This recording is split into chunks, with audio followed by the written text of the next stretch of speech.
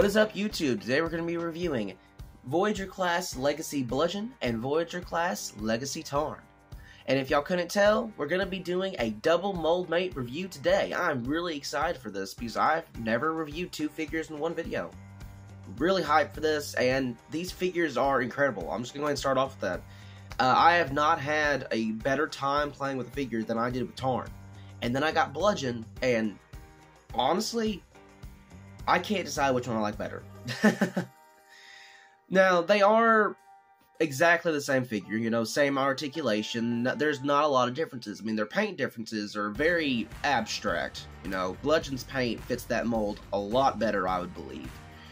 The head difference is the only thing, and then, of course, Bludgeon has his steel katana, or whatever he has. But that's really the major differences. Now, these guys are absolutely incredible, and if you get Tarn, I recommend you get Bludgeon. They are two completely different experiences. I don't know why, but Bludgeon just handles better. I don't know why. But right now, I gotta say, Bludgeon fits this mold a whole lot better. Back in the comic books, you know, where Tarn was at and all that, Tarn was a chunk dude. Like, he was built. Like, went to the gym every day. So this mold kind of gave him more of a skinny look, which I didn't mind. But then Bludgeon came around about it, and I thought, wow, this guy is like, fits this mold 10 times better. So I'm really glad they did a retool and all that, or repaint, or whatever you want to call it. I'm happy that they did it, and I'm not disappointed at all. And as a person speaking from both point of views of having both figures, I do not regret getting Tarn and getting Bludgeon. They are both incredible in their own right. So, again, we're going to be both reviewing them. Tarn may not be the main center point of this video, but we've seen him in my stop motion ton. He's had a lot of videos based around him. Everybody has seen Tarn. Bludgeon is kind of more the new kid on the block here. So, first, let's go ahead and pull Tarn out of this, and we're going to focus on Bludgeon here, which is my boy. I'm absolutely loving this figure. You know, this guy is incredible. I thought that the Tarn mold was incredible, especially the articulation, and it was a Voyager class that rivaled leader classes, like even Optimus Primal and stuff, which I also have near me somewhere. But it definitely rivaled leader classes, and you were getting so much bang for your buck there, because instead of just having a normal old Voyager class, you had a Voyager class that had the engineering, the paint, the articulation of a daggone leader class. Like, for example, these guys have got better articulation than a daggone combiner. I mean, Minosaur doesn't even have openable hands. But that's for another video. Also, I got Wild Rider, but there will be updates on this guy in the community post probably. Anyways, though, but we're not talking about Minosaur here. Let's get on to my boy Bludgeon. So, before we get into everything, let's talk about his accessories, which are pretty neat, actually. And let's just pull them out of the way. So, of course, you do have his dual fusion cannon, which I really do like this time. And the way that I've made it is that you spin this around right here, this goes up, and then these go on the back. Because for accuracy to Bludgeon, this, in the comic books and in the shows and everything, he always had cannons over his back like that. So for accuracy, you can do that, or you can spin it around on this little peg right here. You may have to, for me, I have to move these around because I have them in a weird orientation, but you can put the fusion cannon on his arm, just like Tarn there, so you can have him look identical to Tarn in that fashion. I personally like it this way, where it's on his back, but it's your figure. You do whatever you want to do with your figure. So, you have this. Obviously, this can separate in 3 pieces, like that, like so. So, there's that. Now, for the main piece of Bludgeon, is still katana. Now, this may not be a katana. If I'm wrong, correct me in the comments. Whatever. Long sword, short sword, rapier. I don't know. It's a sword that's covered in steel, and I like it. It's just a cool sword, and it is one of my favorite accessories that I've had. Now, it does do like a bendy plastic, but this does not feel like plastic that's going to break on me, that's going to change its shape over time. Like, I've been playing with this figure a bunch, and it's still as straight as it can be. Now, obviously, my voice may sound weird. I do have some sinus issues, so just deal with it. It'll be fine. Now, the only thing I don't like about the paint here is that it is very, very thin, to say the least. Like, right here, you can see on the tip, if the camera wants to focus on it, you can see on the tip where some red plastic's starting to come through. So, I just recommend being careful. I mean, it's not like if I go that the paint's going to scratch off. It's more like when you're rubbing it or when you're trying to put it in his hand and stuff. It's kind of a mess. Now, the handle doesn't have any paint on it, thank God, because this would be scratched up a ton. But all in all, I really love the sword. I just wish that this paint was more durable. But that's what you get when you get silver paint, so I'm not really upset with it. And this does have a 5mm port right here, so you can put this anywhere you want to. You can put this on his back right here, if I can get it in there. You can put that on his back like that. You can put it on his arm. You can have him have like a little neat arm blade. You can put it on his shoulder cannons like that. You could put it on his legs, like a little holster or something. You can put it on, even on the bottom of his feet, if I'm correct. So you could have him have a very neat stabby shoe. I don't know.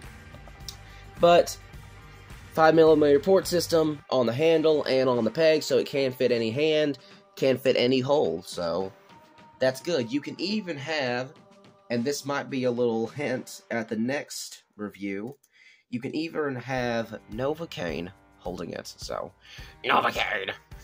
Anyways, though, so that is Bludgeon's accessories, and Tarn has the exact same fusion cannon, just decked out in purple and transparent plastic. That is also purple, so we're not even going to discuss his accessories, so.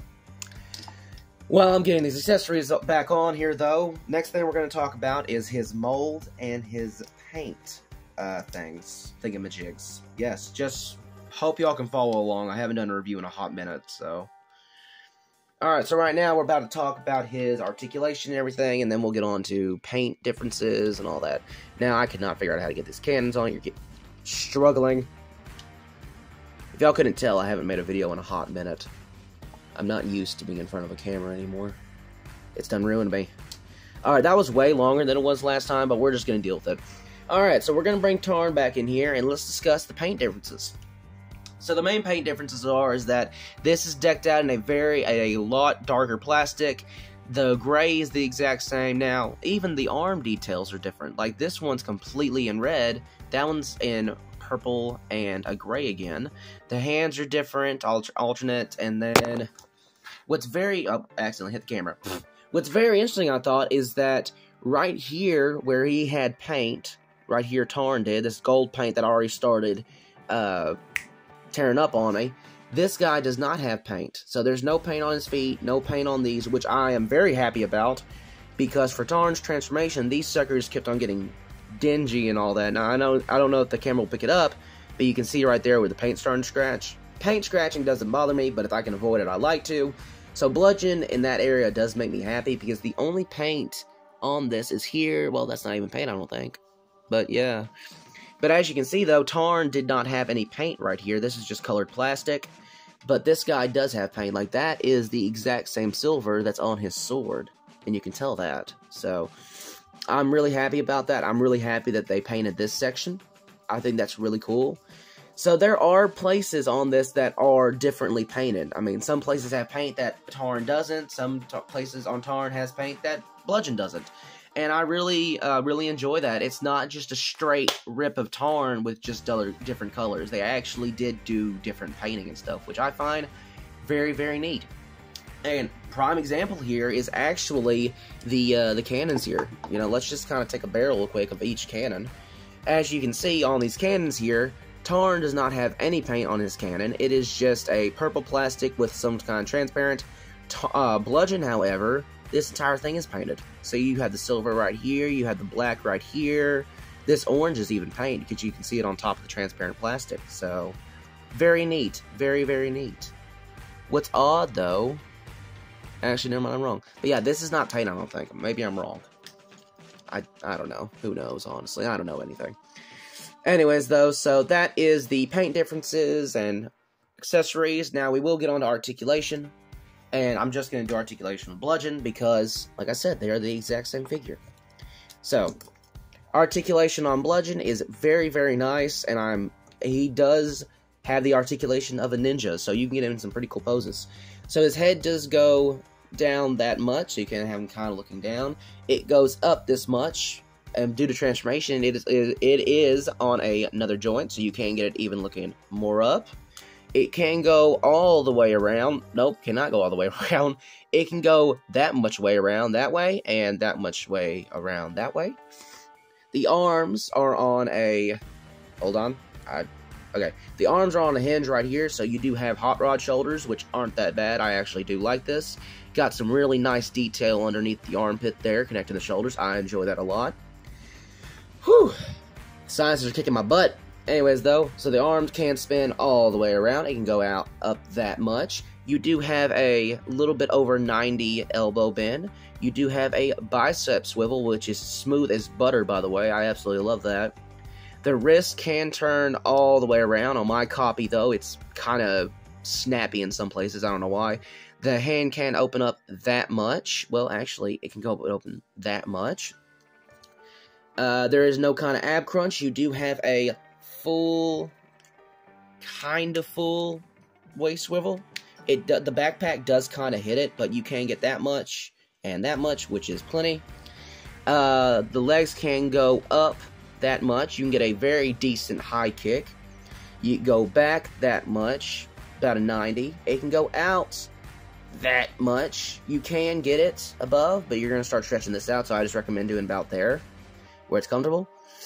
Now, what's very neat is that this plate right here is on a different hinge than this, so you can see it moving around to allow more access to articulation, like right here, for example, where this is shifting. It's very neat. I have never seen that before, where the hip plates kind of move independently of the ball joints. I really think that's cool. He does have a thigh swivel that goes all the way around, smooth as butter again. Well, it goes all the way around until you hit right here, and then the plastic mold kind of gets in the way, but plenty enough to do stuff. His knee, elbow, what am I thinking? His knee can go that much, a little bit over 90, but due to transformation, you can click it out of place and get a full double bend, which is very nice. And is very useful in his ninja poses. You do have an ankle tilt that goes in that much, out that much. I'm not really impressed with the ankle tilt, and I even thought that on the Tarn one. I mean, it's fine for like getting like wide stances like that, but when you're trying to get in like ninja poses, like where he's looking low on the ground and stuff, it's kind of difficult to do sometimes.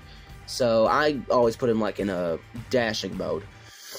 Anyways, due to transformation, the toe bend can move all the way like that. It can also go up that much, so you can have him in some kind of like low crouching pose. It's possible. You can do it. It's kind of hard to do, but as you can see, you can definitely do it.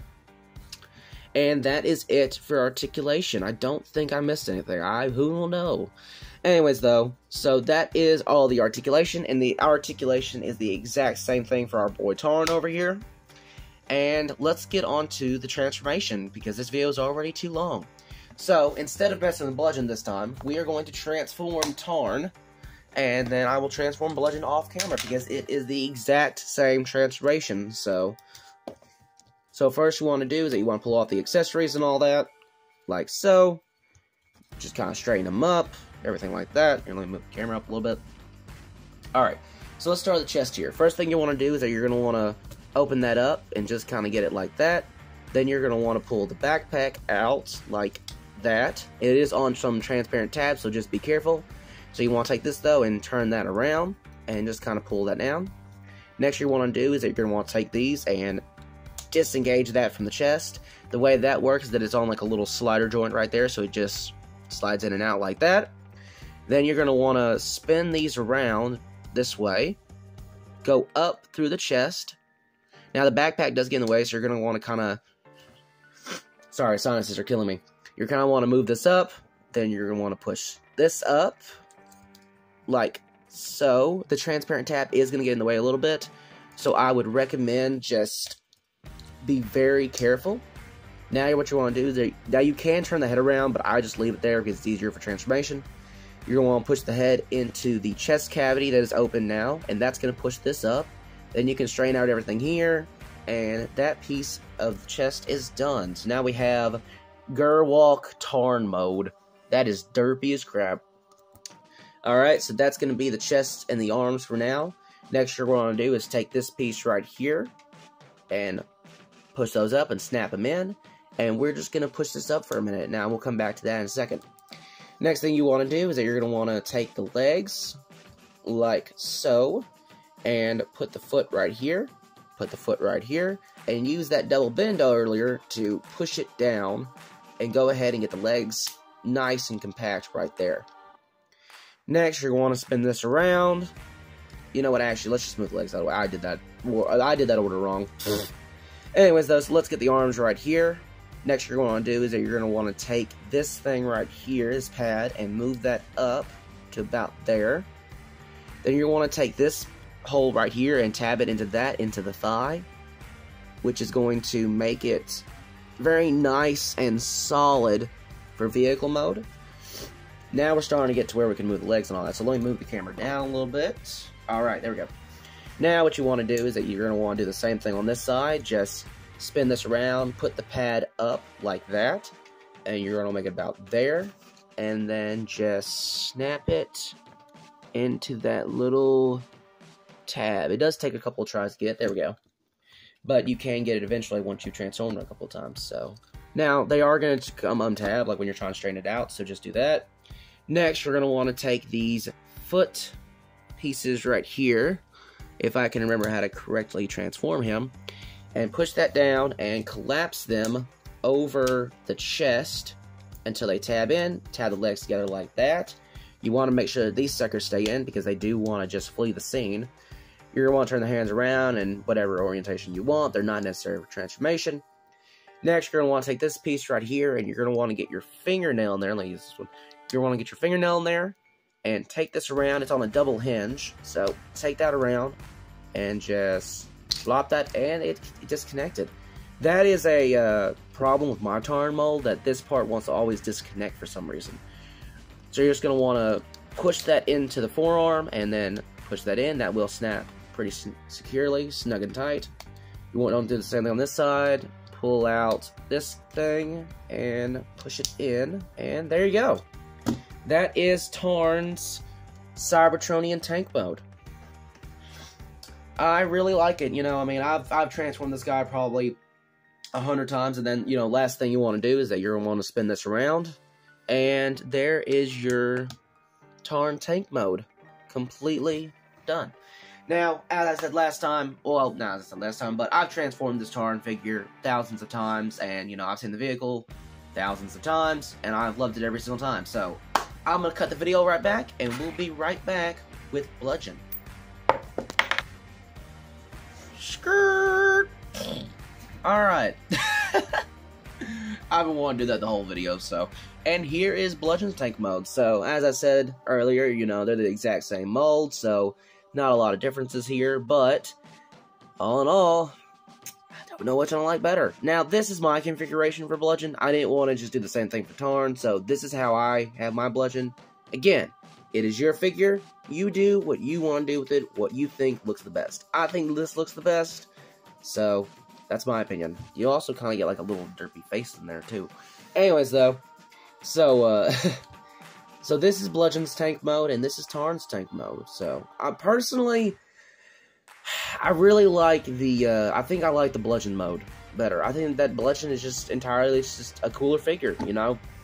And I hate to put it like that, because, you know, Tarn was the first one, but the Bludgeon mode is just really, really nice. Really nice. And I feel like that these colors, like, I mean, obviously, Tarn's vehicle mode, if you know anything about Tarn, his tank mode is nostalgic, because that's what Tarn has been the entirety of him being in IDW. So, obviously it's Tarn's tank mode, and Bludgeon probably shouldn't be in Tarn's tank mode, but I still think it looks great. And it really does fit, like, something that it reminds me of is, like, I think there was a Revenge of the Fallen Bludgeon, where it was, like, really messy, almost had, like a brawn mold, I don't remember.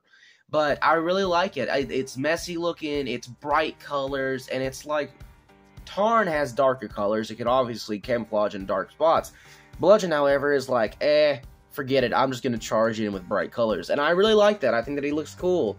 And it really gives him like a Halloween feel. So, me personally, I think I like the bludgeon mold better. I think that they did a great job on the mold in general. And, you know, Tarn will always hold a special spot in my heart for being the first one of this mold. But I think bludgeon just does it better. Even the tank treads have more of a glossy black. And they just look so cool. Like, it is just great. And then, you know, I love the purple. Purple's one of my favorite colors, but it doesn't really look good when it's all over the robot mode. So, I don't know. I mean, let me know down in the comments which one y'all like better. I think I like bludgeon better. Now, what I'm saying, though, about this, and I really want to say this in the video, is that if you got one, don't be afraid to get the other one. You know, I was worried about that when I got Tarn, I was like, when I get bludgeon, it's going to be like the same experience or whatever, you know? These guys hold two completely different experiences. They look completely different on the shelf. They look so nice with each other, and when you have them to complement each other, it is very, very awesome. So, that's my review today. I hope that y'all enjoyed the video. Make sure to like, comment, and subscribe. And again, I apologize if this was a pretty bad video when it comes to like the audio, my voice. I have been getting my butt handed to me by sinus issues. So, next video, I will try my best to, you know, sound better and all that. I'm going to take some medicine. Probably going to conk out for 3 hours because I'm tired now. But I hope y'all have a great day, and Merry Christmas, everybody. Christmas is turning around the corner. Oh my goodness, cannot speak.